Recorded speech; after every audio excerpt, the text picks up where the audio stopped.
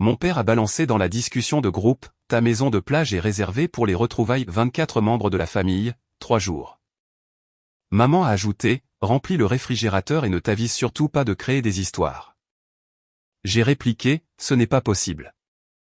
Elle a répondu avec des émojis qui rient, on débarque, que ça te plaise ou non. Le silence est devenu total. Je m'appelle Claire Whitfield. J'ai 35 ans. Et le moment où j'ai compris que quelque chose avait définitivement basculé entre ma famille et moi, j'étais assise à ma table de cuisine à Atlanta, un mardi matin, toujours vêtu du blazer que je portais la veille, tenant une tasse de café que j'avais complètement oublié de boire. Je ne regardais rien de dramatique. Je regardais mon téléphone. Plus précisément notre discussion de groupe familial, que j'évitais depuis 2 jours parce que les derniers messages avaient provoqué une oppression dans ma poitrine pour laquelle je n'avais pas encore trouvé le mot juste. Le fil de discussion s'appelait « Famille Whitfield ». Ma mère, Martha, l'avait créé 2 ans plus tôt lorsqu'elle avait décidé que nous avions tous besoin de plus de communication. En pratique, c'était surtout un endroit où elle publiait des textes bibliques le dimanche matin, où ma sœur Jess identifiait tout le monde dans des vidéos qu'elle trouvait drôles, et où mon père répondait occasionnellement avec un emoji, pouce levé, à des choses qui n'avaient rien à voir avec lui. Je n'y participais que rarement, ce que ma mère avait relevé plus d'une fois, y voyant la preuve que je me considérais trop occupé pour ma propre famille. J'ai fait défiler le fil vers le haut pour voir ce que j'avais manqué. Le premier message était de ma mère. Envoyé le dimanche soir à 18h52. Il disait: la réunion de famille est confirmée pour la dernière semaine de juillet. La maison de plage de Claire a suffisamment de place. Je préviens tout le monde maintenant pour que vous puissiez vous organiser. Ma sœur Jess a répondu 11 minutes plus tard, enfin. J'espérais vraiment qu'on le ferait. Je m'occupe de la décoration et on pourra faire une grande photo de famille sur la plage. Combien de personnes prévoyons-nous? Ma mère a répondu, j'ai déjà fait le compte. 22 confirmés, peut-être quelques-uns de plus selon si Dana peut venir. Prévoyons 25 pour être prudent.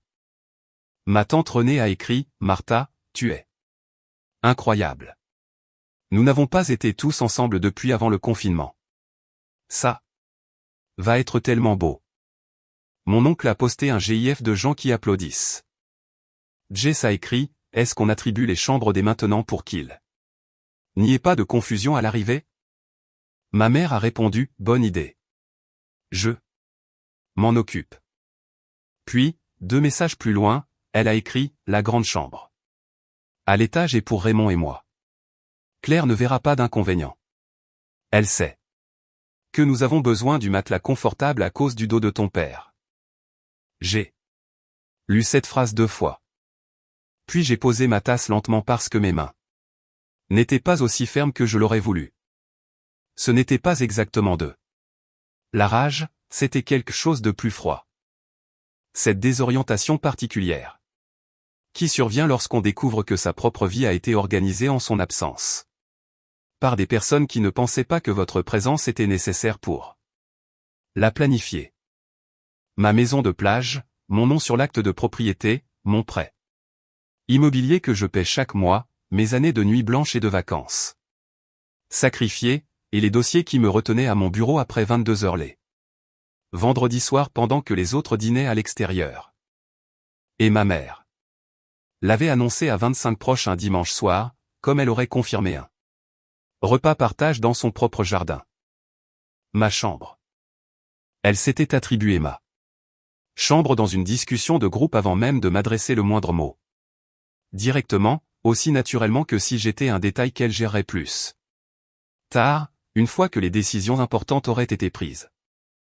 Personne ne m'a appelé avant que ce message ne soit envoyé. Personne n'a envoyé de message privé pour demander si les dates convenaient ou si la maison serait disponible. Personne n'a pensé à écrire, Claire, est-ce que ça va? La confirmation était simplement apparue dans un fil de discussion et, dès le lundi matin, des Membres de la famille réservaient leurs billets pour une propriété que j'avais payée seul, sans jamais avoir été sollicité pour donner mon autorisation. J'ai fait des captures d'écran de chaque message de ce fil. Tous, de la première annonce à l'attribution des chambres et aux réponses qui affluaient en dessous. Puis j'ai posé mon téléphone face contre table et je suis resté là, avec le bruit de la circulation matinale devant ma fenêtre, à réfléchir à ce que j'allais faire exactement. Si vous regardez ceci depuis un endroit calme ce soir, je vous demande de rester avec moi, car c'est le moment où tout donne l'impression que la situation pourrait encore s'arranger. Ce n'est pas le cas. Ma maison de plage est sur l'île de Tibet, à 20 minutes de Savannah sur la côte géorgienne. Je l'ai achetée il y a 4 ans, au début du printemps. Après une affaire qui avait failli me prendre tout ce qu'il me restait à donner. Je me souviens très bien du rendez-vous chez le notaire. Je portais un blazer gris sur une blouse que j'avais repassée à 6 heures du matin, et mes mains tremblaient légèrement lorsque j'ai signé les documents finaux, non pas par nervosité, mais par le poids de ce que cette signature signifiait. Je travaillais pour ce moment depuis longtemps et je ne le prenais pas à la légère. J'étais avocate spécialisée en conformité de santé depuis 9 ans au moment où j'ai acheté cette maison. Mon cabinet travaille avec des systèmes hospitaliers, de grands groupes médicaux et des réseaux d'assurance, principalement sur des questions réglementaires. Lorsqu'une organisation de santé fait face à un audit fédéral, une enquête interne ou une faille de conformité pouvant entraîner de graves conséquences juridiques, mon équipe est celle qui intervient pour les aider à comprendre ce qui s'est passé. Quelle en est l'ampleur et ce qu'ils doivent faire avant que la situation ne devienne irréversible. Ce travail exige une précision difficile à expliquer à ceux qui n'y sont pas habitués. On apprend à lire des systèmes complexes pour y trouver le seul fil qui n'est pas à sa place. Et on apprend à suivre ce fil avec précaution sans tirer trop fort, car le mauvais geste au mauvais moment peut faire s'écrouler toute la structure dans la mauvaise direction. Ce n'est pas un travail glamour. Il est minutieux, discret et souvent invisible pour tous, sauf pour ceux qui ont désespérément besoin qu'il soit fait correctement.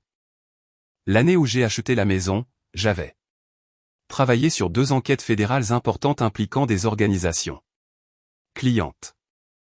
Je ne peux pas discuter des détails de l'une ou l'autre. Ce que je peux vous dire, c'est qu'en février de cette année-là, je n'avais pas dormi une nuit entière sans interruption depuis près de 3 mois.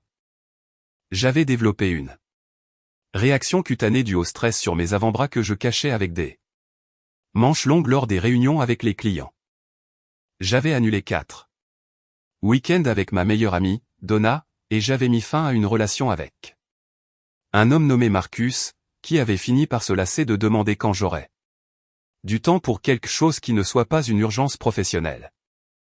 Je ne le blâme pas pour cela. J'avais à peine du temps pour moi-même.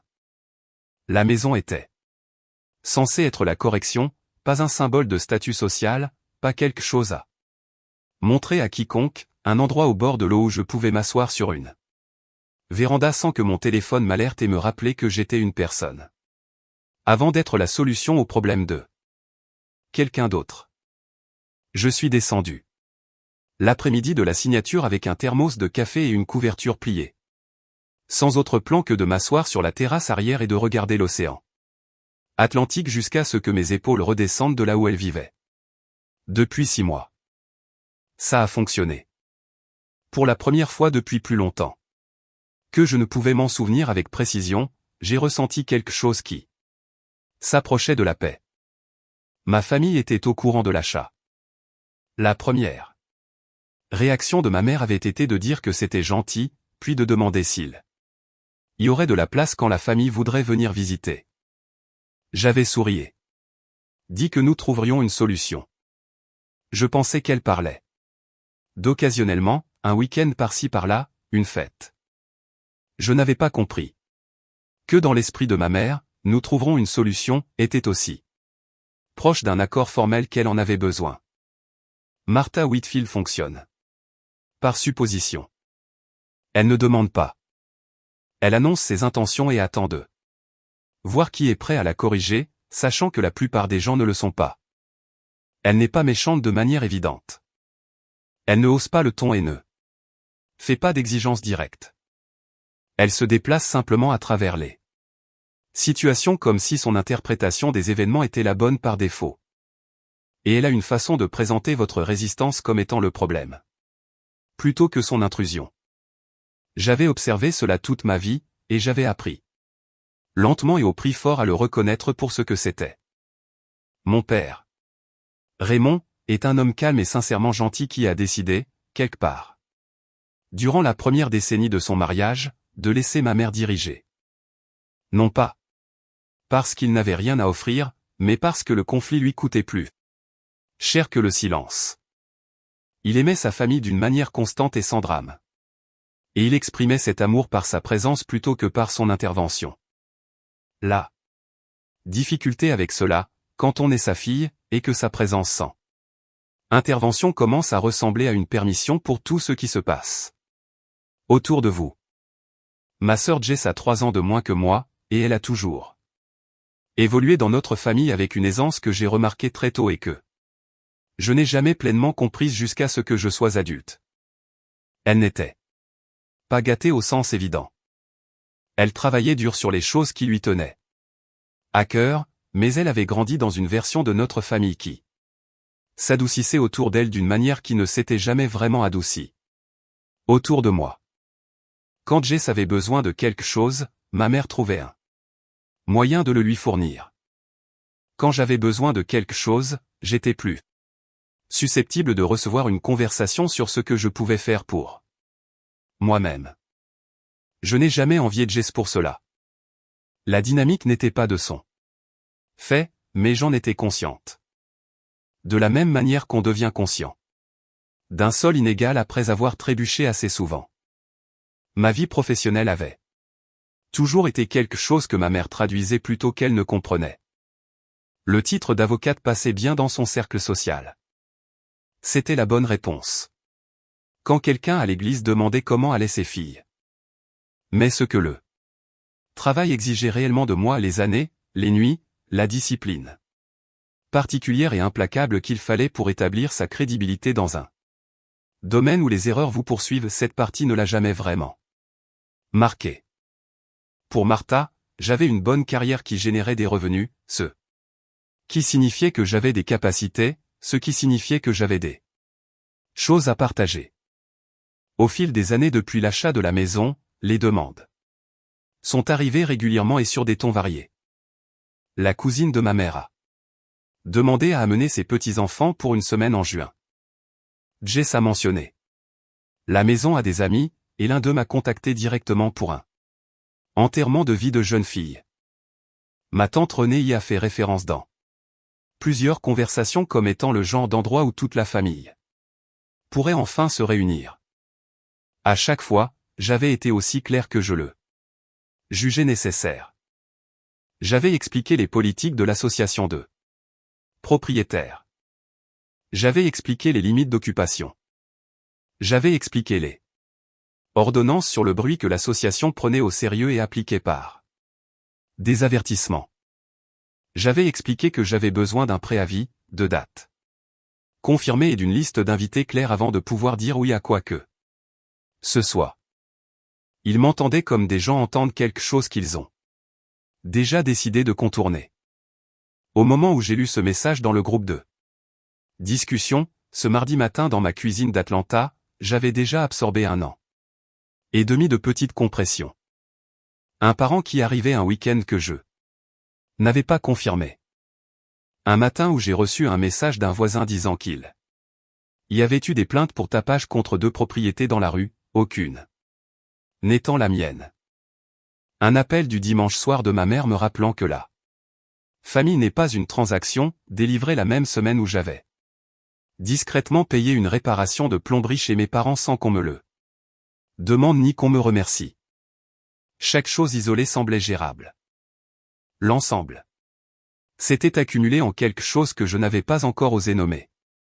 Et maintenant, 25 personnes étaient confirmées pour un séjour de 5 jours fin juillet. Ma chambre avait déjà été attribuée à mes parents. Aucune conversation. Aucune question, aucun temps d'arrêt dans la planification pour que quiconque se demande si la personne dont le nom figurait sur l'acte de propriété avait besoin de donner son avis en premier. Je suis resté assise à cette table longtemps. Après avoir posé mon téléphone. Puis j'ai ouvert mon ordinateur portable, j'ai navigué vers le portail de gestion immobilière de la communauté de Tibet-Islande. Et je me suis connecté pour la première fois depuis plusieurs mois.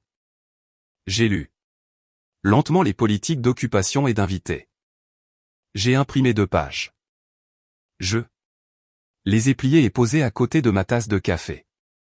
Puis j'ai ouvert les documents d'assurance de la propriété et j'ai lu la section sur la responsabilité civile avec la même attention méticuleuse que j'accorderais à un dossier de conformité au travail.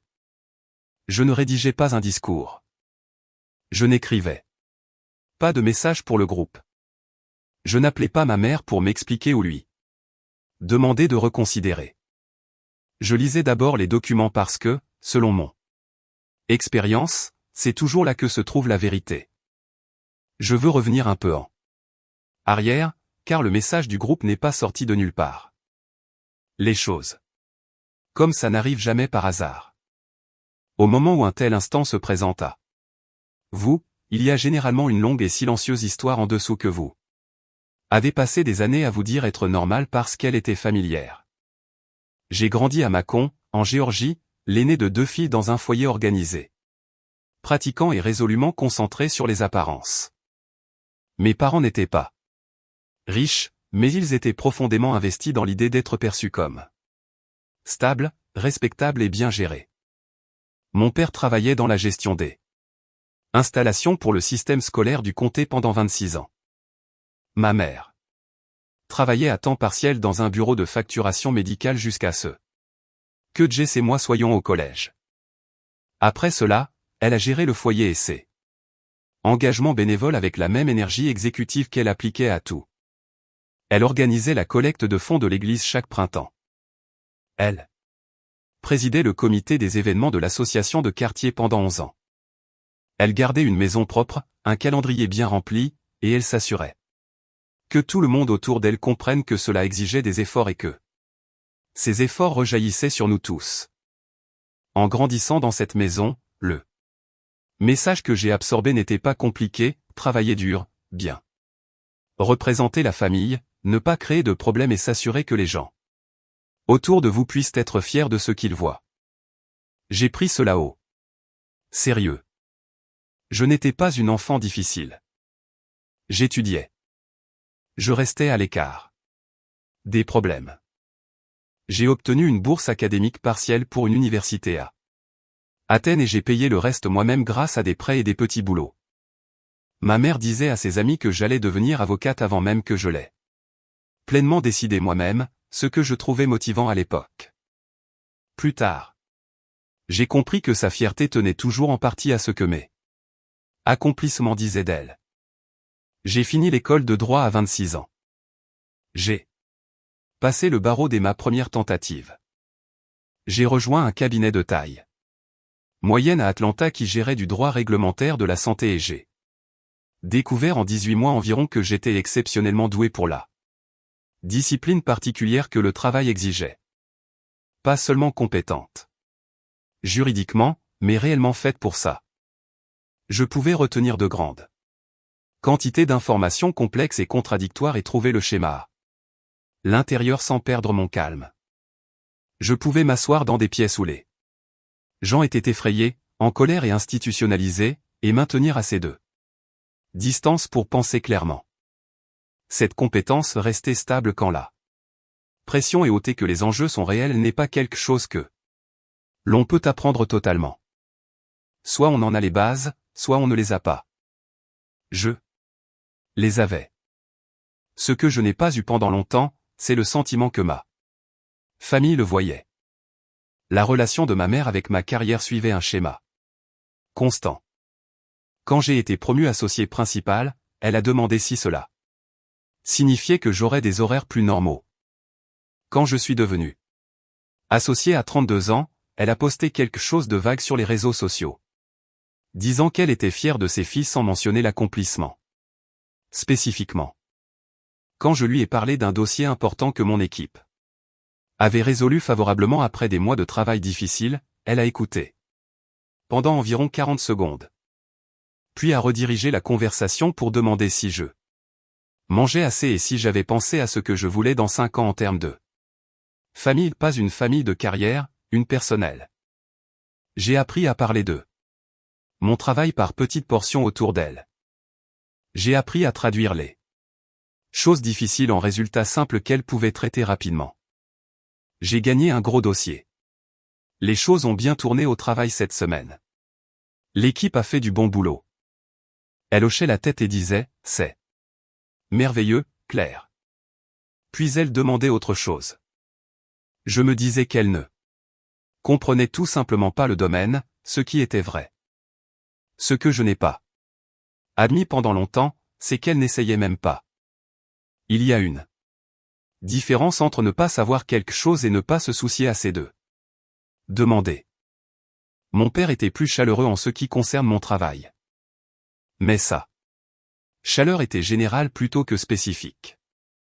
Il était fier de moi comme il était fier de ses 2 filles, un sentiment large et simple qui ne nécessitait pas qu'ils comprennent ce que je faisais réellement. Raymond disait aux gens que sa fille était une avocate de haut vol avec un sourire qui signifiait qu'il m'aimait. Et je n'ai jamais douté de cet amour. J'ai simplement appris à ne pas attendre de compréhension. La dynamique financière entre ma famille et moi s'était développée si progressivement que, lorsque je l'ai vue clairement, elle était ancrée depuis des années. Cela a commencé petit, comme ces choses-là commencent toujours. Un prêt pour aider à couvrir une réparation de voiture. Quand j'avais 29 ans et que mes parents traversaient un mois difficile. Je n'ai pas demandé le remboursement. Puis une contribution à une facture médicale que l'assurance de ma mère n'avait pas entièrement couverte. Puis une aide pour la caution quand Jess a emménagé dans son premier appartement à Savannah Park. Qu'elle commençait tout juste et que c'était la famille. Puis de l'argent pour le toit de mes parents après qu'une section a été endommagée par une tempête et que le devis de l'entrepreneur de mon père était plus élevé que ce qu'il avait budgété. Chaque chose avait une raison. Chaque chose avait une histoire. Qui donnait l'impression que c'était la bonne décision sur le moment. Et après. Chaque fois, la gratitude était sincère au début, puis brève, puis supposée. Au début de la trentaine, ma mère avait développé une façon de présenter les problèmes financiers familiaux qui contournaient complètement l'étape de la demande. Elle décrivait la situation, exposait ce qui était nécessaire, puis faisait une pause avec le silence spécifique de quelqu'un qui a déjà décidé que vous allez vous en occuper. Dire non demandait plus d'énergie que de payer, et elle le savait. La maison de plage a changé la dynamique d'une manière que je n'avais pas anticipée. Avant de l'acheter, j'étais utile sous forme d'argent et de disponibilité. Après l'avoir acheté, je suis devenu utile sous forme d'actif. J'avais donné à la famille quelque chose de physique et de visible, autour duquel ils pouvaient s'organiser. Et une fois que cela s'est produit, la distinction entre le mien et le nôtre s'est estompée plus vite que je ne l'étais préparé. Le premier été après la signature, Jess a demandé à emmener 3 copines pour un long week-end en août. Elle a demandé de la façon dont elle demandait pour la plupart des choses, légèrement, avec l'attente que la réponse soit oui. Et j'ai dit oui parce que cela semblait raisonnable et que je voulais être généreuse. Je lui ai dit de laisser l'endroit comme elle l'avait trouvé et de me faire savoir si quelque chose nécessitait une attention particulière. Quand je suis descendu le week-end suivant, il y avait une bouteille de vin à moitié vide laissée ouverte sur le comptoir, un siphon de douche bouché par des cheveux. Du sable partout sur les sols et une petite fissure dans le cadre en bois de la porte moustiquaire arrière dont personne n'avait parlé. Quand j'ai envoyé un message à Jess, elle s'est excusée sincèrement et a dit qu'elle pensait qu'elles avaient fait du bon travail de Nettoyage. Je l'ai cru, mais j'ai aussi discrètement payé une équipe de nettoyage et fait réparer le cadre, et je n'ai dit à personne ce que cela m'avait coûté. C'est devenu un schéma. L'accès était accordé, la gratitude exprimée, les dégâts minimisés dans le récit, et j'absorbais tout ce qui restait. Après Jess, la cousine de ma mère a amené 2 petits-enfants pour une semaine et a laissé une marque de brûlure sur la table de la véranda à cause d'une bougie à la citronnelle placée trop près du bord. Après cela, une paire de parents que je connaissais à peine s'est présentée le jeudi alors que j'avais confirmé le samedi parce qu'ils avaient mal lu mon message et avaient décidé de rester jusqu'à mon arrivée plutôt que de faire demi-tour. Après cela, ma mère a organisé un week-end de cousins rapide en septembre qui est passé de 4 personnes à 9 entre la planification et l'arrivée. Et je n'ai découvert les invités supplémentaires que lorsque mon voisin m'a envoyé un message demandant si j'avais loué la maison parce qu'il y avait 3 voitures garées dans des espaces réservés aux résidents d'unités individuelles. Chaque fois que je disais quelque chose à propos de ces événements, la réponse suivait l'une des deux voies. Soit j'étais trop sensible à propos d'une situation qui avait été bien gérée et dont la famille avait profité, soit le problème était compréhensible. Mais j'en faisais trop. Tu sais comment sont les gens, Claire. Tu ne peux pas attendre de tout le monde qu'il soit aussi méticuleux que toi. Ce qui compte, c'est que la famille ait passé un bon moment. Et n'est-ce pas là la raison d'être de la maison? Cette dernière phrase est apparue en variante si souvent au fil des années que j'ai commencé à l'entendre dans la voix de ma mère. Même quand elle ne l'avait pas prononcée. N'est-ce pas là la raison d'être de la maison? Comme si le but de quelque chose que j'avais construit était automatiquement déterminé par ce que les gens autour de moi trouvaient utile à leur sujet. Le système de calendrier que j'ai mis en place la 2e année a aidé pendant environ 4 mois. J'ai partagé un lien avec la famille immédiate. Leur ai dit que toute visite devait être saisie et confirmée avant que des plans ne soient faits. Pendant un temps, les gens l'ont utilisé. Puis Jess a arrêté d'inscrire les visites à l'avance parce qu'elle a expliqué qu'elle ne connaissait jamais son emploi du temps si longtemps à l'avance. Puis ma mère a commencé à m'appeler pour me parler de ses plans après qu'ils avaient été faits, plutôt que de demander avant. Puis mon père a utilisé le code d'accès de secours que j'avais fourni pour les urgences quand lui et ma mère ont voulu un week-end calme en octobre et avaient apparemment décidé que vouloir y aller constituait une urgence. J'ai changé le code d'accès après cela, ce qui a créé une semaine de conversations tendues et un long coup de fil de ma mère où elle expliquait que je devenais difficile à aimer. Elle ne l'a pas crié. Elle l'a dit d'une voix patiente et fatiguée, le genre qui implique que vous êtes la source de l'épuisement de tout le monde. Je lui ai dit que je n'avais pas changé le code pour punir qui que ce soit. Je l'avais changé parce que le mot « urgence » avait une signification précise et que j'avais besoin qu'il signifie cela. Elle a dit qu'elle n'allait pas se disputer avec moi à propos d'un code de portée amie. Fin à l'appel. Mes collègues au travail me connaissaient comme quelqu'un de minutieux, prudent et, de façon presque déconcertante, calme sous la pression. Mon amie Donna, qui me connaissait depuis l'école de droit, m'a dit un jour que j'avais la vie intérieure la plus disciplinée de tout ce qu'elle avait jamais rencontré, et elle l'a dit à la fois comme un compliment et comme une légère inquiétude. Mes clients me faisaient confiance parce que je ne dramatisais pas et n'exagérais pas. Je leur disais ce que disait le document. Je leur disais quelle était l'exposition. Je leur disais quelles étaient leurs options. Et puis, je les laissais décider avec des informations claires plutôt qu'avec une peur gérée. Cette même discipline avait, pendant des années, joué contre moi avec ma famille parce que j'étais calme, capable et que je ne m'effondrais pas. Ils ont conclu que rien de grave n'allait mal parce que j'absorbais les perturbations sans effondrement visible. Ils ont conclu que la perturbation ne me coûtait rien parce que je ne faisais jamais de scène. Ils ont fait des suppositions qui n'ont jamais rencontré une scène assez forte pour les corriger. La semaine où j'ai lu ce message du groupe, j'étais au milieu d'une préparation d'audit multi-organisationnelle pour 3 systèmes hospitaliers à travers 2 États. Gérant une équipe de 6 avocats et portant ce genre d'épuisement léger qui ne disparaît pas avec une seule nuit de sommeil. J'avais attendu avec impatience. 2 semaines fin juillet à la maison de plage sans agenda, sans appel de client le matin, et rien d'autre n'étant exigé de moi que d'être présent dans ma propre vie pendant quelques jours consécutifs. C'était le contexte sur lequel personne dans ce groupe de discussion n'avait pensé à s'interroger.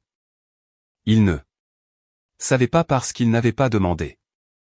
Et ils n'avaient pas demandé. Parce que, quelque part en cours de route, ils avaient cessé de penser à ma vie. Comme à quelque chose qui nécessitait une considération avant d'être organisé. C'était ce avec quoi j'étais assise à ma table de cuisine ce mardi matin, avec la politique d'occupation imprimée à côté de mon café froid. Pas seulement le message du groupe, mais tout le poids de ce qui s'était accumulé en dessous. Les années à absorber, à ajuster, à gérer discrètement, à être remercié de moins en moins chaque fois et attendu de plus en plus avec chaque remerciement ignoré. Ma famille avait planifié une réunion à ma maison de plage pour 25 personnes. Sans me le demander.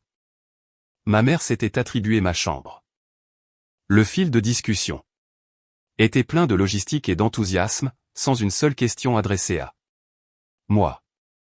Et j'avais les documents devant moi, j'avais 9 ans de discipline professionnelle en moi, et j'avais finalement et clairement épuisé la patience particulière qui avait été confondue avec la permission. J'ai relu la politique d'occupation une fois de plus. Puis j'ai pris mon téléphone et j'ai commencé à passer des appels. Le premier appel que j'ai passé n'était pas à ma mère. Je veux être clair à ce sujet, car les gens supposent parfois qu'une femme dans ma position commencerait par essayer de résoudre les choses par la conversation. Ils imaginent un coup de fil où j'explique mes sentiments, où ma mère m'écoute, où nous parvenons à une sorte de compréhension raisonnable qui préserve la relation et annule poliment la réunion. J'avais vécu avec Martha Whitfield pendant 18 ans et exercé le droit pendant 9 ans. Je comprenais avec une précision clinique qu'une conversation de ce genre ne produirait pas ce résultat.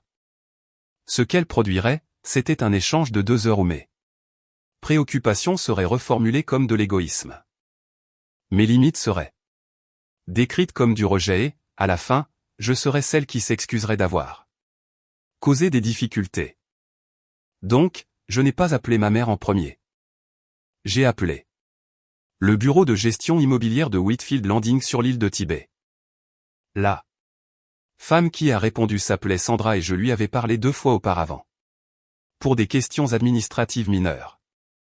J'ai donné mon nom et mon adresse de propriété, et j'ai expliqué la situation directement. Je lui ai dit qu'un membre de la famille avait annoncé un grand rassemblement informel à ma propriété sans mon autorisation, qu'environ 25 personnes prévoyaient d'arriver fin juillet pour 5 jours, et que je voulais comprendre clairement ce que cela signifiait en termes de politique communautaire. Sandra a consulté mon dossier. Elle a confirmé ce que j'avais déjà lu dans les documents. La politique d'occupation pour les invités de passage autorisait un maximum de 6 visiteurs non résidents par unité par séjour. Les véhicules étaient limités à 2 par unité à tout moment, avec un débordement disponible uniquement par un système de laissez-passer pour invités préenregistrés. Les ordonnances sur le bruit étaient appliquées activement après 21 heures, et l'association avait une politique de 3 avertissements, qui pouvaient entraîner des avis formels joints au dossier de la propriété. Elle m'a dit calmement que 25 personnes avec plusieurs véhicules sur 5 jours dépasseraient plusieurs seuils de politique et que toute plainte formelle déposée par un voisin serait documentée et traitée selon les procédures de l'association. Je l'ai remerciée et j'ai demandé si elle pouvait signaler ma propriété dans leur système avec une note indiquant qu'aucun rassemblement non autorisé n'avait été approuvé par la propriétaire. Elle a dit qu'elle pouvait noter le compte. J'ai demandé si ce signalement serait visible par l'agent de garde si un grand groupe arrivait en réclamant l'accès. Elle a dit que si je le souhaitais, elle pouvait ajouter une instruction spécifique précisant que toute arrivée de groupe de plus de 4 véhicules nécessiterait une confirmation directe de ma part par téléphone avant que l'accès ne soit accordé. J'ai dit oui. J'ai demandé qu'elle m'envoie un email de confirmation de tout ce dont nous avions discuté. Elle l'a envoyé dans l'heure. Je l'ai imprimé et je l'ai ajouté au dossier que j'avais commencé sur ma table de cuisine, aux côtés des captures d'écran de la discussion de groupe et des pages de la politique d'occupation que j'avais déjà imprimé la veille. Le dossier était mince à ce stade. Il allait devenir plus épais. Les appels de ma famille ont commencé plus tard ce même matin. Ma mère a appelé à 10h14. J'ai laissé aller sur la messagerie vocale. Elle a laissé un message chaleureux sur le ton et entièrement dépourvu d'excuses. Elle a dit qu'elle voulait parler des plans de juillet. Qu'elle espérait que je n'allais pas rendre cela plus difficile que nécessaire. Elle a dit que la famille était enthousiaste et que cela signifierait beaucoup pour tout le monde d'être ensemble. Elle a dit qu'elle savait que j'étais occupé et qu'elle ne me demandait pas de tout faire, juste d'ouvrir la maison. Et que tout le monde contribuerait. J'ai écouté le message une fois, puis je l'ai enregistré. Jess a appelé à 11h30. Son message était plus court et moins prudent. Elle a dit qu'elle m'avait vu devenir silencieuse dans le chat et qu'elle espérait que nous n'allions pas en faire une affaire. Elle a dit que la réunion allait être belle et que je devrais essayer d'être présente au lieu de tout ramener à la logistique. J'ai enregistré ce message aussi. Mon père a appelé à 14h47. Son message est celui qui m'a marqué le plus longtemps. Il a dit qu'il savait que la maison était à moi et qu'il était fier de moi pour avoir construit quelque chose comme ça. Puis il a fait une longue pause et a dit qu'il espérait que je réfléchirais à ce que cela signifiait pour les membres les plus âgés de la famille d'avoir un endroit comme celui-là pour se rassembler, que certains d'entre eux n'étaient plus jeunes. Et que des moments comme celui-ci étaient ceux que l'on ne pouvait pas revivre. Il n'a pas mentionné que personne ne m'avait demandé. Il n'a pas mentionné l'attribution de la chambre. Il n'a rien dit sur la façon dont le plan avait été conçu. Il a simplement plaidé la cause pour laquelle je devrais accepter quelque chose qu'on ne m'avait jamais demandé, ce qui était si parfaitement sa manière de gérer les décisions de ma mère que j'ai presque souri. J'ai enregistré son message, aussi. Je n'ai retourné aucun des appels ce jour-là. Au lieu de cela, j'ai fini mon travail. J'avais 2 appels clients dans l'après-midi, une réunion de revue interne avec 2 collègues, et un document que je devais finir avant 17h. J'ai tout fait. C'est la partie que personne dans ma famille n'aurait cru si je la leur avais décrite, que j'avais lu leur message, imprimé leurs preuves. Puis que j'étais retourné au travail et que j'avais terminé une revue juridique précise et minutieuse sans que les événements de la matinée n'affectent visiblement la qualité de ce que j'avais produit. Mais c'est ce que j'ai fait parce que c'est ce que mon travail exigeait. Et j'avais appris il y a des années que les émotions que vous portez n'ont pas à interférer avec les personnes qui dépendent de vous pour la précision professionnelle. Ce que je n'ai pas fait, c'est devenir silencieuse dans le sens passif. Je veux faire cette distinction clairement, car il existe un type de silence qui est l'évitement et un type de silence qui est la stratégie. Et ce que je pratiquais ce jour-là, c'était le second. Je n'attendais pas parce que j'avais peur. J'attendais parce que je n'avais pas encore fini de sonder la pièce. Jusqu'au jeudi, le groupe de discussion avait continué sans moi comme si mon silence était simplement une réponse lente. Ma mère avait posté un itinéraire approximatif pour les 5 jours. Jess avait partagé un lien vers un restaurant de fruits de mer à Savannah qu'elle voulait visiter en groupe. Ma tante Renée avait demandé si la maison de plage avait un barbecue à gaz ou au charbon parce que son mari avait des opinions à ce sujet. Un cousin à qui je n'avais pas parlé depuis 4 ans a demandé s'il y avait un canapé lit dans le salon. Ma mère a répondu oui à la question du barbecue et a dit que le canapé se dépliait et qu'il était très confortable. 2 détails qui étaient exacts sur ma maison, ce qui m'a appris qu'elle l'avait décrite aux gens avec assez de détails pour répondre aux questions. C'est là que j'ai compris depuis combien de temps cela était en préparation. Ma mère n'avait pas décidé d'annoncer une réunion à ma maison de plage un dimanche soir sur un coup de tête. Elle avait préparé le terrain tranquillement, décrivant l'espace, construisant l'anticipation, laissant les parents s'imaginer là jusqu'à ce que l'annonce ressemble à une confirmation de quelque chose déjà promis plutôt qu'à l'appropriation de quelque chose jamais offert. Au moment où elle a posté dans le groupe, elle l'avait déjà rendu réel pour 25 autres personnes. Mon refus, s'il arrivait, ne la décevrait pas seulement elle, il décevrait tous ceux à qui elle l'avait déjà dit. C'était l'architecture du piège. Et il avait été construit avec patience. Le déclencheur final a eu lieu le vendredi après-midi. Jess a posté une vidéo sur son compte de réseau social. C'était une courte séquence, peut-être 40 secondes, filmée dans son appartement à Savannah, là, montrant en train de faire un sac de plage et superposant du texte à l'écran qui disait « Je me prépare pour la réunion de famille Whitfield dans notre maison de plage le mois prochain ». Elle avait identifié 4 cousins, ma mère et l'emplacement comme Tibet Island, Géorgie. Les commentaires se remplissaient déjà d'émojis cœur et de gens disant qu'ils ne pouvaient pas attendre et demandant s'ils pouvaient venir dans notre maison de plage. Pas « ma maison de plage », pas la maison de plage de Claire, notre maison de plage. Comme si la propriété avait un propriétaire pluriel, comme si le nom collectif Whitfield sur le poste suffisait à établir une revendication partagée sur quelque chose qui avait exactement un nom sur son acte de propriété, et ce nom était le mien. J'ai regardé ce poste pendant un long moment. J'ai lu les commentaires.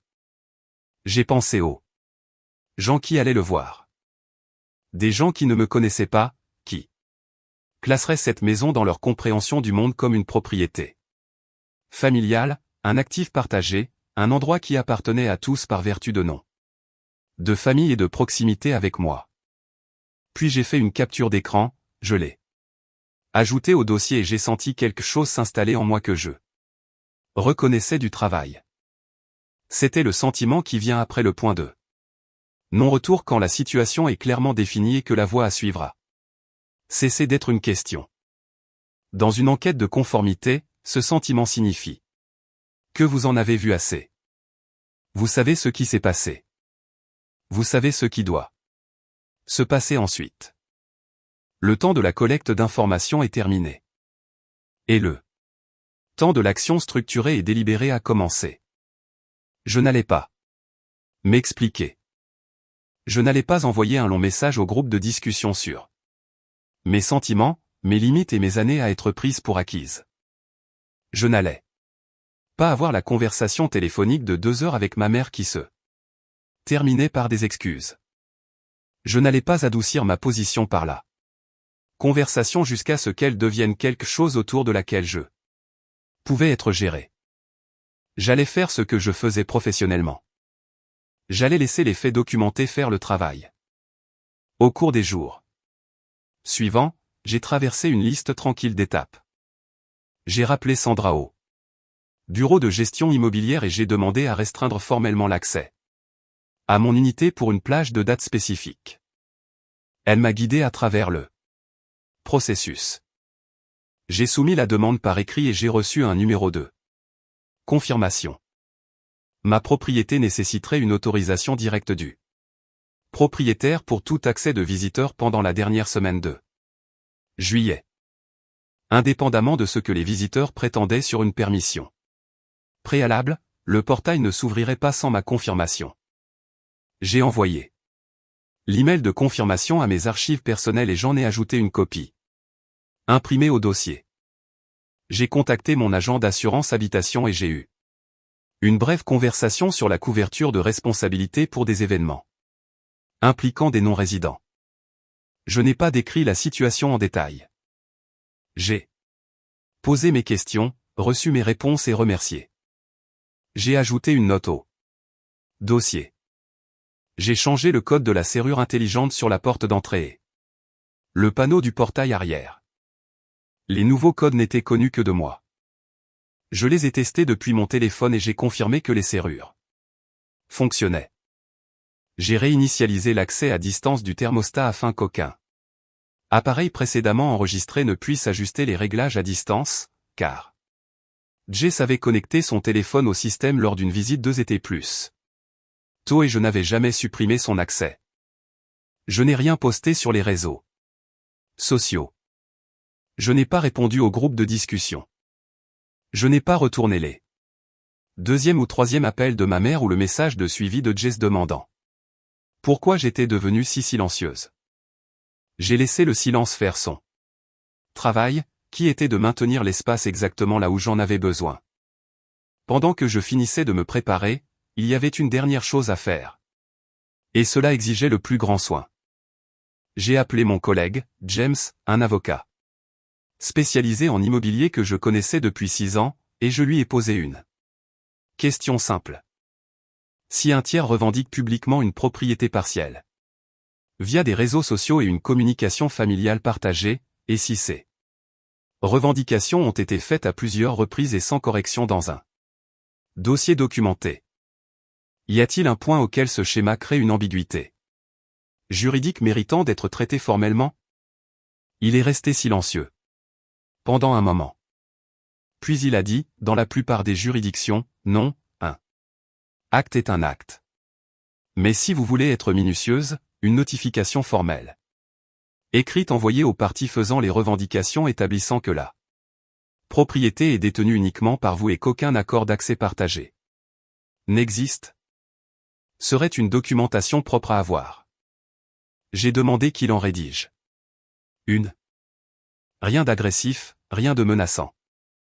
Une lettre d'une page établissant la propriété, notant l'absence de tout accord d'accès et demandant que les représentations publiques concernant la propriété soient corrigées, envoyées par courrier certifié à ma mère et à Jess avec accusé de réception demandée.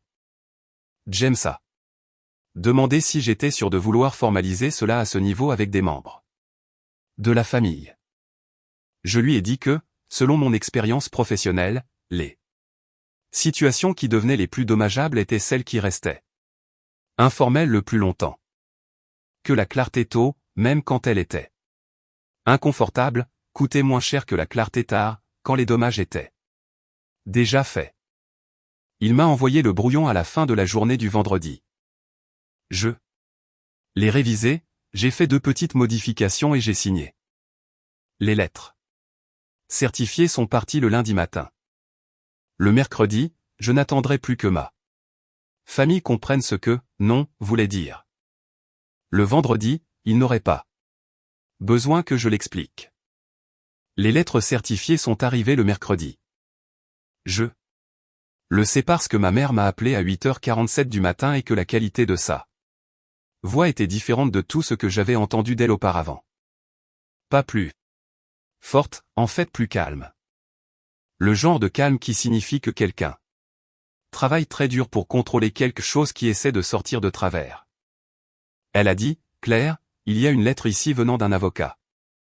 J'ai dit, je sais. Elle a dit, celle-ci a nos noms dessus.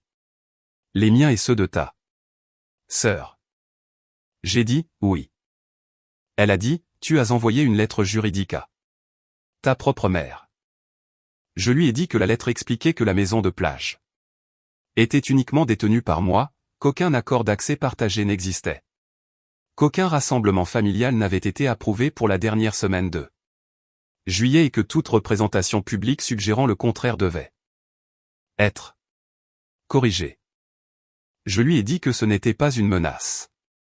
C'était une documentation de faits qui avaient toujours été vrais, mis par écrit parce que plusieurs personnes avaient cessé de se comporter comme si ces faits avaient de l'importance. Le silence qui a suivi était assez long pour que je vérifie l'écran de mon téléphone pour voir si l'appel avait coupé.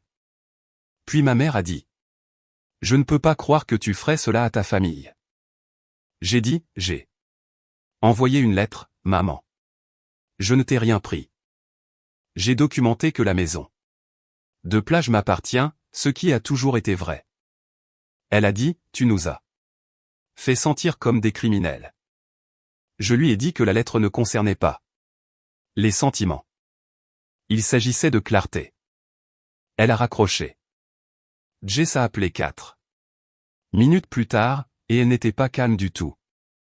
Elle a dit que la lettre était humiliante et inutile et qu'elle n'avait jamais prétendu posséder ma maison. Elle avait simplement utilisé une expression dans une publication sur les réseaux sociaux et je traitais une légende comme un document juridique. Je lui ai dit que le post identifiait plus de 20 personnes, identifiait l'emplacement de la propriété et décrivait la maison en utilisant le mot « notre » à une audience d'étrangers. Je lui ai dit que je lui avais demandé tranquillement à plusieurs reprises de corriger la façon dont elle décrivait la maison en public et que cela n'avait pas changé. Elle a dit que j'étais ridicule.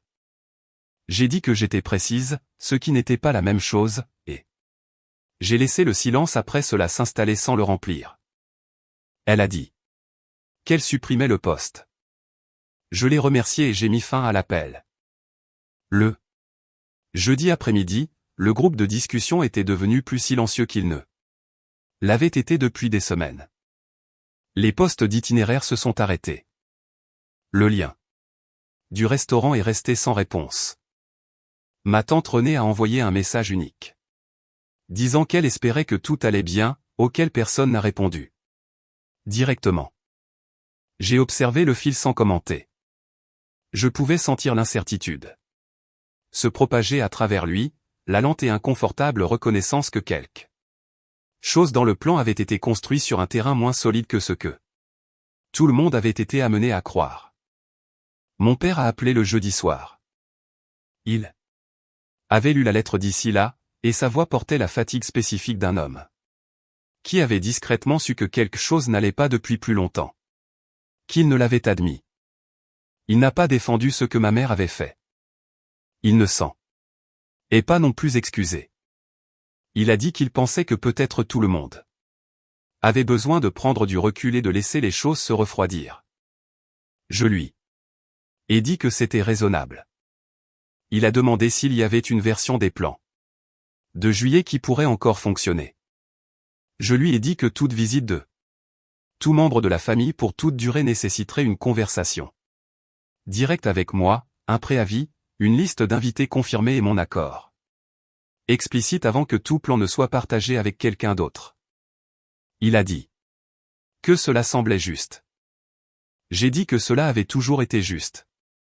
C'était la partie que j'avais besoin que les gens comprennent. Il a dit, ta mère est très blessée. Je lui ai dit, je sais, et j'ai été blessé discrètement. Depuis longtemps. La différence est que sa blessure concerne ce qu'elle n'a pas obtenu. La mienne concerne ce qui n'a pas été demandé. Il n'a pas répondu. Mais il est resté en ligne un instant avant de dire bonne nuit. Et il y avait quelque chose dans cette pause qui ressemblait à la chose la plus proche d'une reconnaissance que j'avais reçue de quelqu'un dans ma famille depuis des années. Ce qui s'est passé le vendredi matin, je ne l'ai pas orchestré. Je veux être honnête à ce sujet. J'avais verrouillé le portail, changé les codes, envoyé les lettres et informé le bureau de gestion immobilière. J'avais fait tout ce qui était en mon pouvoir.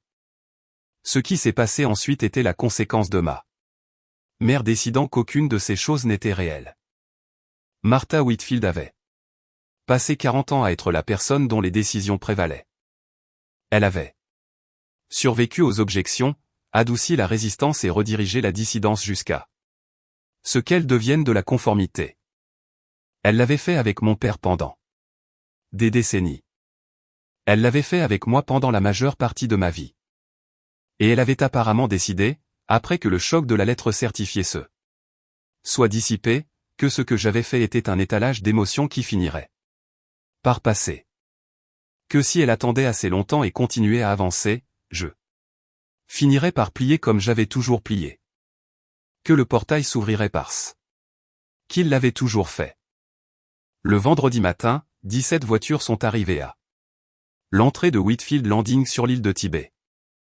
Je connais le nombre parce que Sandra m'a appelé à 10h23 et m'a dit, sur le ton mesuré de quelqu'un qui avait vu des variantes de cela auparavant, qu'un groupe substantiel se présentait au portail réclamant l'accès à ma propriété et que l'agent suivait le signalement sur mon compte et attendait ma confirmation. Je lui ai dit clairement, je n'autorise pas l'accès. Aucun de ces individus n'a ma permission d'entrer. Elle a dit qu'elle transmettrait. Je lui ai demandé d'envoyer un journal écrit de l'interaction une fois qu'elle serait résolue. Puis j'ai ouvert l'application de caméra de sécurité sur mon téléphone. La caméra du portail n'était pas haute résolution, mais elle était assez claire. Je pouvais voir la file de voitures au ralenti sous le soleil de fin de matinée. Le SUV de ma mère était près de l'avant. Je pouvais la voir sur le siège passager, et je pouvais voir mon père derrière le volant, et je pouvais voir la posture d'une femme qui n'avait pas encore accepté ce qui se passait. Derrière eux, il y avait des proches que je reconnaissais et d'autres que je connaissais à peine. Des gens qui avaient conduit des heures pour une réunion dans une maison de plage que la personne qui la possédait n'avait jamais accepté d'accueillir. L'agent de garde est sorti. Je les regardais parler à mon père à travers la vitre. J'ai regardé les mains de mon père bouger de la façon dont elles bougeaient quand il essayait d'expliquer quelque chose qu'il n'était pas totalement à l'aise de défendre. L'agent a reculé. Une autre portière de voiture s'est ouverte. Ma mère est sortie. Je les regardais parler à l'agent avec la confiance qu'elle apportait à toute situation qu'elle pensait pouvoir gérer par la force de sa présence. Elle a fait un geste vers la file de voitures derrière elle. Elle a pointé quelque part. Probablement dans la direction générale de mon unité. L'agent a écouté. Puis il a levé une main et a reculé vers la guérite pour passer un appel.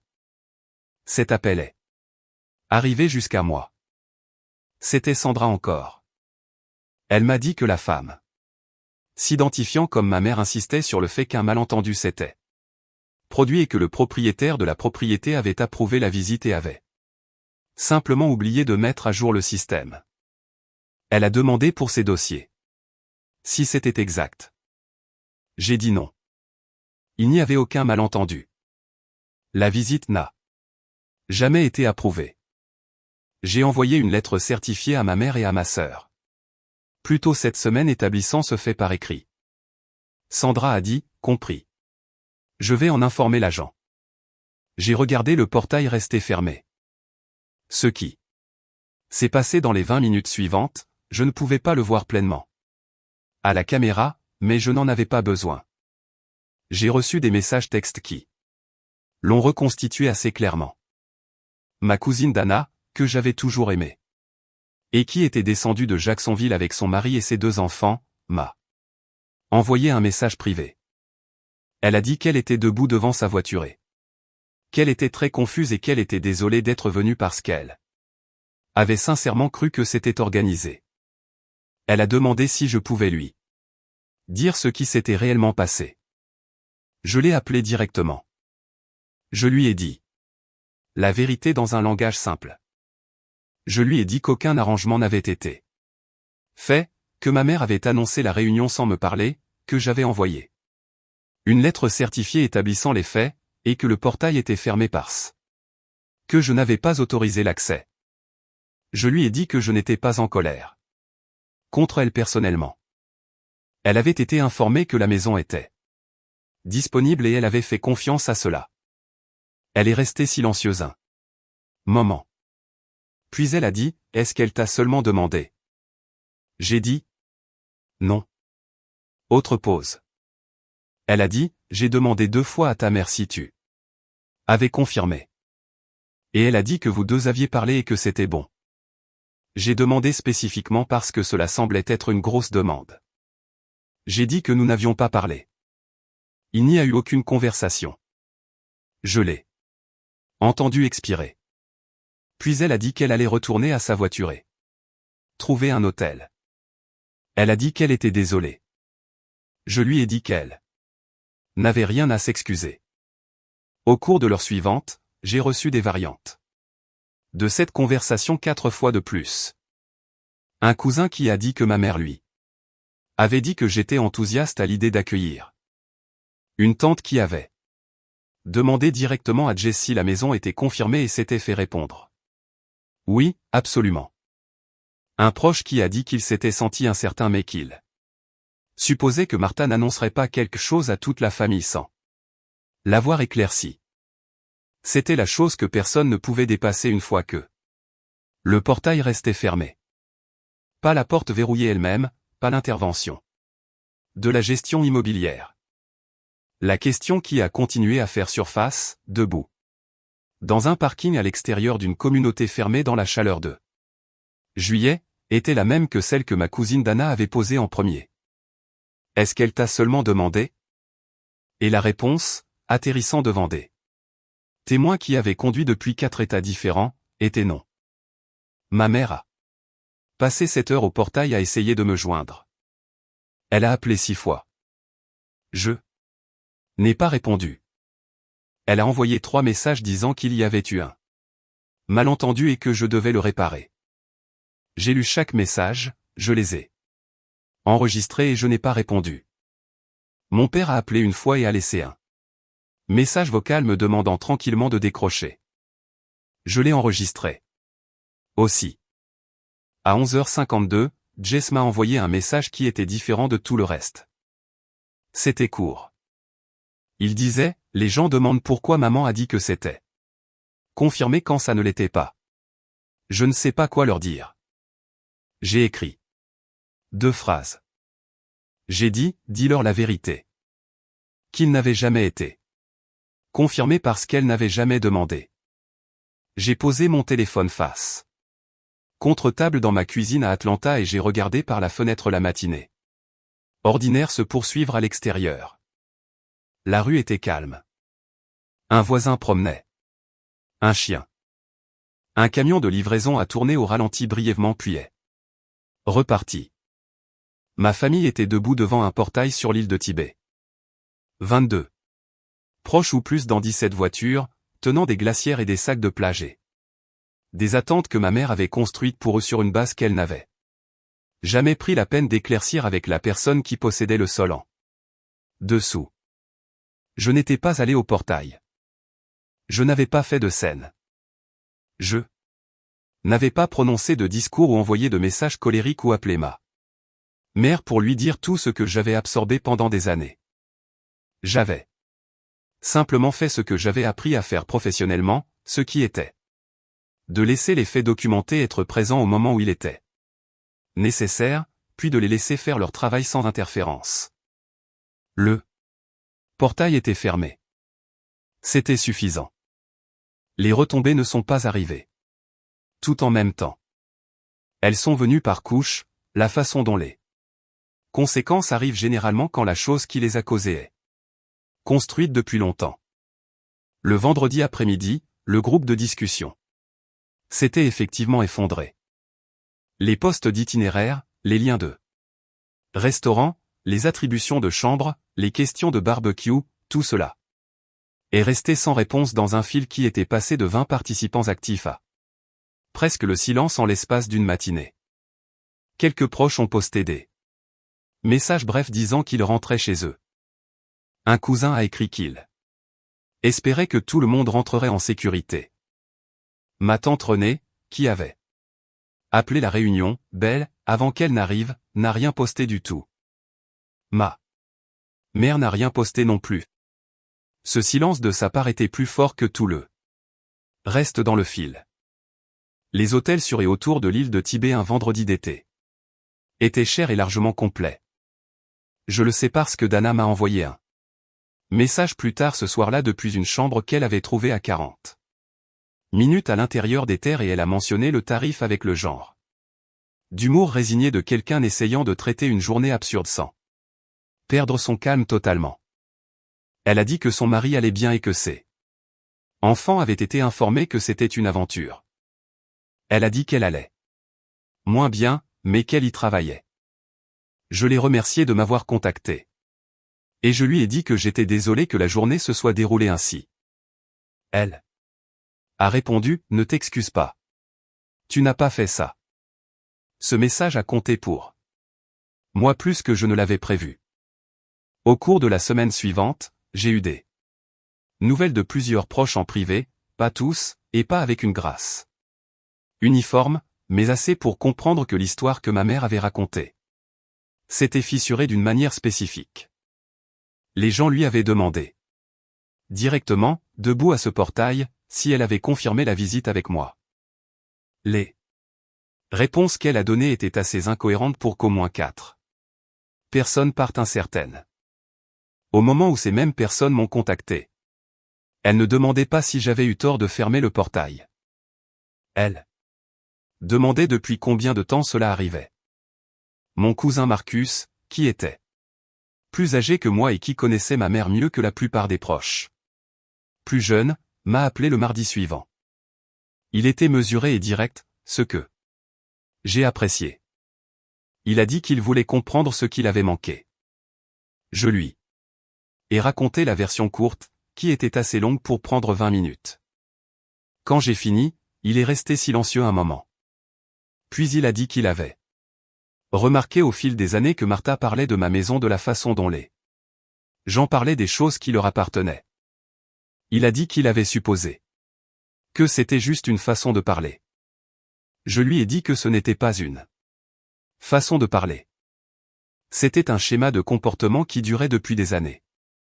Et la maison était simplement l'élément le plus visible de celui-ci. Il a dit qu'il était désolé de ne pas avoir fait assez attention. Je lui ai dit qu'il n'avait aucune obligation de surveiller le comportement de ma mère. Il a dit juste. Mais je saurai mieux maintenant ce que je regarde quand je le verrai. Jess a supprimé son post sur les réseaux sociaux le jour même où elle l'avait promis. J'ai vu qu'il avait disparu quand j'ai vérifié le vendredi soir. Elle ne m'a pas envoyé de message par la suite. La suppression était silencieuse sans reconnaissance, ce qui était sa propre sorte de réponse sur l'endroit où elle en était émotionnellement. Je ne l'ai pas contactée. J'avais dit ce qui devait être dit, et je ne pensais pas que poursuivre plus de conversations dans ces premiers jours bruts produirait quelque chose d'utile pour l'une ou l'autre d'entre nous. 2 semaines plus tard, elle m'a envoyé un message qui était plus long que tout ce qu'elle avait envoyé auparavant. Je l'ai lu attentivement. Elle a dit qu'elle comprenait qu'elle avait utilisé la maison de manière qui n'était pas totalement prévenante. Elle a dit qu'elle n'avait pas pensé que c'était une grosse affaire à l'époque, ce qu'elle pouvait maintenant voir comme faisant partie du problème. Elle a dit qu'elle ne pensait pas avoir eu tort intentionnellement. Et puis, à son crédit, elle a ajouté qu'intentionnel et nuisible n'était pas la même chose et qu'elle essayait de s'asseoir avec cette distinction. Elle a demandé si nous pouvions nous parler éventuellement, pas immédiatement, mais éventuellement. J'ai répondu et dit oui éventuellement, et que j'appréciais son honnêteté. Je le pensais. Le message n'était pas parfait, mais il était réel, et, réel, était plus que ce à quoi je m'attendais. Mon père m'a appelé 10 jours après le portail. Il n'a pas ouvert avec des excuses. Il a ouvert avec une question. Il a demandé si j'allais bien. Je lui ai dit que j'allais bien, sincèrement. Il a dit que c'était bon. Puis il a dit qu'il avait réfléchi. Il a dit qu'il pensait avoir passé beaucoup de temps à laisser ta mère gérer les choses et à se dire que c'était la même chose que de ne pas avoir d'opinion et qu'il commençait à comprendre que ce n'était pas du tout la même chose. Il a dit qu'il ne savait pas encore quoi faire de cette compréhension, mais qu'il voulait que je sache qu'il y était arrivé. Je l'ai remercié de l'avoir dit. Nous avons parlé pendant environ 30 minutes de rien de lourd, de son jardin, d'un documentaire qu'il regardait, de savoir si ma voiture avait besoin de nouveaux pneus encore. C'était l'appel le plus ordinaire que nous ayons partagé en années, et l'ordinarité de celui-ci ressemblait de façon inattendue à quelque chose en cours de réparation. Ma mère ne m'a pas appelé. pendant 3 semaines. Quand elle l'a finalement fait, j'ai répondu. Sa voix était contrôlée de la façon dont elle l'était quand elle gérait quelque chose de grand.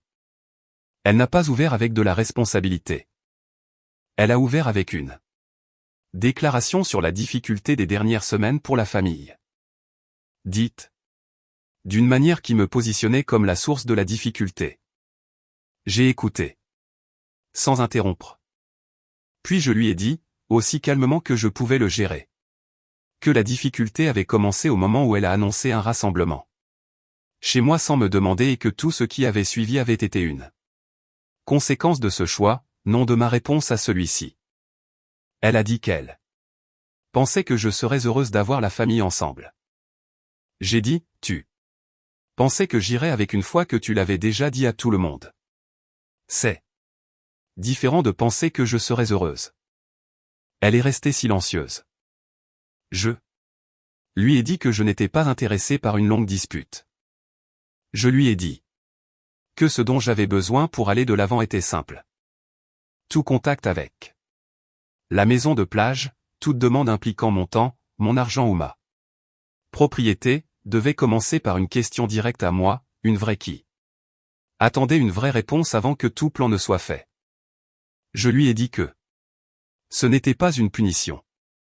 C'était la norme de base que j'appliquais à toute autre relation dans ma vie, et c'était la norme que je demandais à elle de respecter, aussi. Elle a dit qu'elle ne s'était jamais pensée comme quelqu'un qui profitait de ses enfants. J'ai dit, je sais. C'est une partie de ce qui l'a rendu si difficile à nommer pendant si longtemps. Il y a eu une longue pause. Elle ne s'est pas excusée directement, mais elle n'a pas non plus argumenté davantage. Elle a dit qu'elle avait besoin de réfléchir. Je lui ai dit que c'était bien. L'appel s'est terminé sans résolution, mais il s'est terminé sans escalade non plus, et j'ai considéré cela comme un résultat raisonnable. Pour une première vraie conversation sur quelque chose que nous évitions depuis des années. Les conséquences pratiques se sont réglées au cours des semaines suivantes sans drame. Le restaurant de fruits de mer avait une politique d'annulation. Le photographe que Jess avait réservé pour des portraits de famille a facturé des frais. Plusieurs proches avaient réservé des hébergements de voyages non remboursables. Aucun de ces coûts n'est revenu vers moi. Ils ont été absorbés par les personnes qui avaient fait des plans avant de confirmer avec la personne dont ces plans dépendaient. Cela semblait correct, pas vindicatif. Correct. J'ai fait 2 changements permanents après tout cela. Le premier a été la politique d'accès à la maison de plage. J'ai rédigé un document écrit simple qui décrivait les termes pour toute visite familiale, préavis d'eau. -3 semaines, liste d'invités confirmés et spécifiques, mon accord écrit explicite avant que tout plan ne soit partagé avec quelqu'un d'autre. Et une compréhension mutuelle que la maison avait un propriétaire, et que la réponse du propriétaire était finale. Je l'ai envoyé à mes parents et à Jess par email. Mon père a répondu qu'il comprenait. Jess a répondu que cela semblait raisonnable. Ma mère n'a pas répondu, mais elle n'a pas rejeté non plus, et j'ai choisi de traiter son silence comme quelque chose qu'elle était encore en train de travailler. Le second changement était interne et plus difficile à décrire. Mais plus important. J'ai arrêté de gérer la distance entre mes limites et les attentes de ma famille. Pendant des années, j'avais traité cette distance comme ma responsabilité de fermer par l'explication, le compromis, la générosité offerte avant qu'elle ne soit demandée, et le silence avalé avant qu'il ne puisse devenir un conflit. J'avais performé une accessibilité que je n'avais pas. Et absorbé des coups que je n'avais jamais nommés parce que je croyais que c'était ce que l'amour des gens difficiles exigeait. J'ai arrêté de croire cela. Ce qu'il avait réellement exigé était la disparition graduelle de mes propres préférences et je n'étais plus disposé à payer ce coût. Fin août, 6 semaines après que le portail soit resté fermé, Noah et moi sommes descendus sur l'île de Tibet pour un long week-end. C'était juste nous deux. Nous sommes arrivés un jeudi après-midi, avons déballé lentement, ouvert les fenêtres arrière pour laisser l'air salin entrer, et n'avons rien fait de plus exigeant que de marcher jusqu'à l'eau avant le dîner. Je me souviens d'être debout sur la véranda ce premier soir avec un verre d'eau, regardant la lumière s'aplatir sur l'océan, et sentant la maison s'installer autour de moi comme elle l'avait fait le jour où j'ai signé les documents de clôture. Comme si elle me reconnaissait. Comme la personne à qui elle appartenait. Il n'y avait pas de glacière à enjamber, pas de voiture supplémentaire sur le parking, aucune obligation de gérer le confort de quiconque sauf le mien. Personne ne s'était attribué ma chambre. Personne ne filmait de contenu dans ma cuisine. La véranda était calme. Et les vagues étaient stables, et le dossier de documents que j'avais imprimé et enregistré était assis dans un tiroir dans mon appartement d'Atlanta, plus nécessaire pour rien, mais présent dans ma conscience. De la façon dont la vérité tend à l'être une fois que vous avez arrêté de prétendre que vous ne la connaissez pas. J'ai pensé aux années à absorber de petites choses jusqu'à ce qu'elles deviennent une grande chose. J'ai pensé à toutes les fois où j'avais laissé, non, se dissoudre en un, oui, réticent parce que le coût de tenir la ligne semblait plus élevé que le coût de céder. J'ai pensé à ma mère debout devant un portail avec 17 voitures derrière elle et comment ce moment n'avait pas été cruel ou conçu pour l'humilier. Cela avait simplement été la conséquence naturelle d'une ligne qui avait toujours existé mais qui n'avait jamais été réelle pour elle jusqu'à ce qu'elle tienne. Je ne me suis pas senti triomphante à propos de tout cela. Je veux être honnête à ce sujet.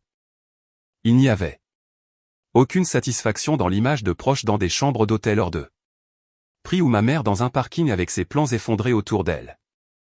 Ce que j'ai ressenti était quelque chose de plus calme et de plus durable que la satisfaction.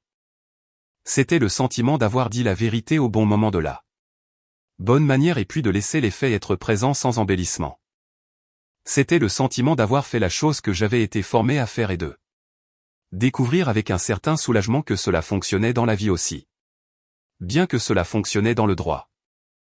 Si vous avez passé des années à être la personne qui absorbe ce que les autres renversent, qui fait le sacrifice calme, qui tient la ligne assez doucement pour que personne ne sente le bord avant d'en avoir besoin.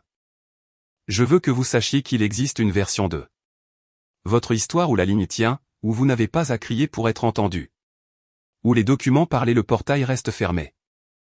Et les gens qui ont fait des plans sans vous demander passent un vendredi de juillet à apprendre que la permission n'est pas la même chose que la supposition. Vous n'avez pas à devenir dur pour devenir clair. Vous n'avez pas à détruire quelqu'un pour arrêter d'être utilisé par lui.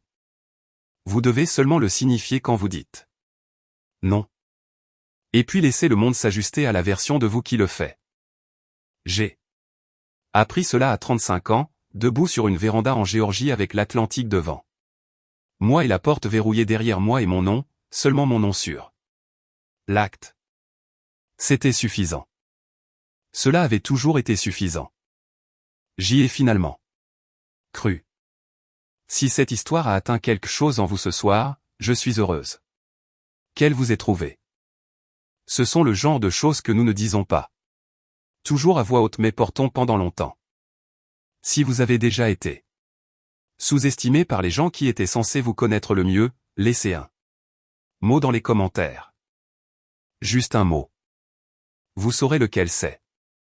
Et si vous voulez entendre plus d'histoires comme celle-ci, je serai ici. Prenez soin de vous.